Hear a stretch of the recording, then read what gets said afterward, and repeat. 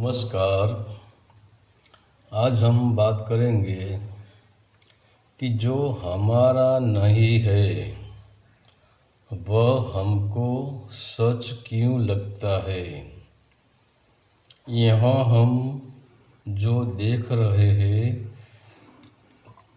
वह है ही नहीं, और जो है ही नहीं वह हमें दिखाई देता है। मतलब तुम जब सो जाते हो और रात को जो स्वप्न देखते हो वह स्वप्न होता ही नहीं है। फिर भी जब तुम स्वप्न देखते हैं तब हमको ऐसा नहीं लगता है कि यह झूठ है, यह है ही नहीं। तो जो है ही नहीं, जो झूठ है, वह स्वप्न भी हमको सच लगता है।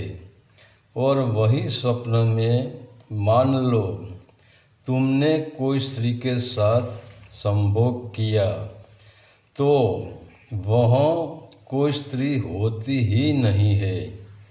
न तुम इनके साथ असली संभोग करते हो, फिर भी वह स्त्री तुम्हारा वीर्य खलित कर सकती है। तो स्वप्न में स्त्री भी झूठ होती है, तुम भी झूठ होते हो, क्योंकि तुम रात किसी स्त्री के पास गए ही नहीं है। न तुम किसी स्त्री के घर गए हो, न कोई स्त्री आपके पास आई है, और न आप दोनों का मिलन हुआ है, और न आपने इस स्त्री के साथ असली संभोग किया है। न तुम्हें स्त्री का स्पर्श हुआ है, न स्त्री को तुम्हारा स्पर्श हुआ है। और बड़ी मज़े की बात यह है कि सपने वाली स्त्री इनके घर में बिस्तर पे लेट रही है और तुम तुम्हारे घर बिस्तर पे लेट रहे हो। फिर भी तुम्हारा वीर्य निकल जाता है और सुबह उठकर तुम इस स्त्री के घर जाओ और इनको कहो कि रात तू मेरे पास संभोग कराने के लिए आई, बहुत अच्छा किया, मज़ा आ गई। तो वह स्त्री कहेगी, अरे ओ पागल, मैं तो मेरे पति के साथ पूरी रात मेरे घर में थी और तू मुझे झूठा इल्ज़ाम लगा रहा है।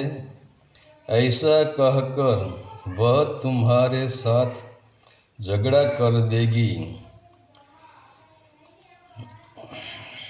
दूसरी बात, चाहे तुम्हारे पास तुम्हें यश मिला, पद मिल गया हो, सम्मान मिल गया हो, प्रतिष्ठा मिल गई हो, कि बड़ी संपत्ति मिल गई हो, कि कोई सुंदर स्त्री पाली हो, तो यह सब जब तुम रात को सो जाते हो तब यह सब छूट जाता है।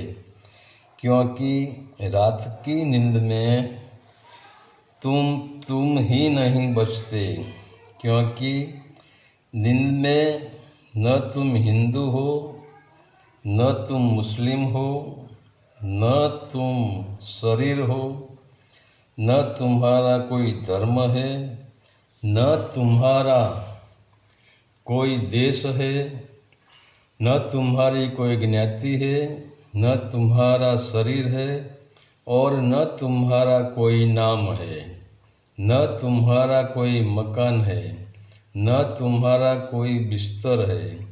सिर्फ तुम शून्य हो जाते हो, क्योंकि भीतर तुम्हारी चेतना बचती है, भीतर तुम खुद बचते हो और सत्य बचता है, और जो झूठ है वह छूट जाता है। तो जो झूठ है वही तो माया है, और वह माया तुम्हारी नहीं है, क्योंकि प्रकृति की माया है। तो नींद में तुम प्रकृति में होते हुए भी प्रकृति में नहीं हो। इसलिए तो जो तुम्हारे पास प्रकृति का हिस्सा है, मतलब यह शरीर, यह संपत्ति, यह देश, यह ज्ञाति, यह तुम्हारा संप्रदाय, यह तुम्हारा धर्म और यह तुम्हारा नाम भी प्रकृति का यानी माया का ही हिस्सा है, माया का ही रूप है। इसीलिए तो छूट जाते हैं। तो न स्वप्न सच है, न तुम्हारा शरीर सच है, न तुम्हारी संपत्ति, तुम्हारी ज्ञाति, तुम्हारा देश सच है। यह सब माया का ही खेल है, और इसीलिए मृत्यु यह लंबी निद्रा है। तो इसमें भी सब कुछ छूट जाता है, और यह सब हमारी बेहोशी के कारण हमको सच लगता है। हरि ओम तत्सत। आदेश का प्रणाम।